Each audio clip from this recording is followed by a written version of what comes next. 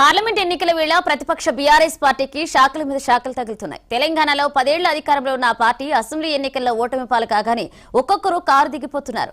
ఇప్పటికే పలువురు ఎంపీలు కీలక నేతలు పార్టీకి గుడ్ బై చెప్పారు. పలువురు ఎమ్మెల్యేలు కాంగ్రెస్ పార్టీలో జాయిన్ అయ్యేందుకు ఆసక్తి చూపిస్తున్నారు. ఇలాంటి తరుణంలో ఆ పార్టీకి చెందిన సిర్పూర్ మాజీ ఎమ్మెల్యే కోనేరు కోనప్ప కారు దిగారు.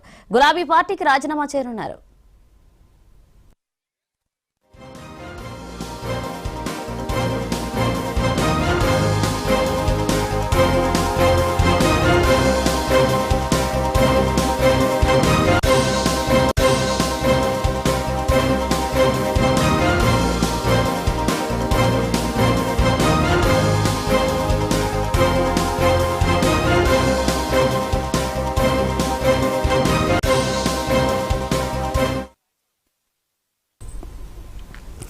పార్లమెంట్ ఎన్నికల వేళ ప్రతిపక్ష బీఆర్ఎస్ పార్టీకి శాఖల మీద శాఖలు తగులుతున్నాయి. తెలంగాణలో 10 ఏళ్ల అధికారంలో ఉన్న పార్టీ అసెంబ్లీ ఎన్నికల్లో ఓటమి పాలు కాగానే ఒక్కొక్కరు కారు దిగిపోతున్నారు.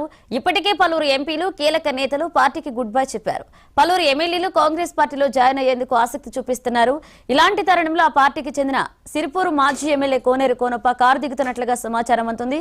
గులాబీ పార్టీకి రాజీనామా చేయనున్నారు.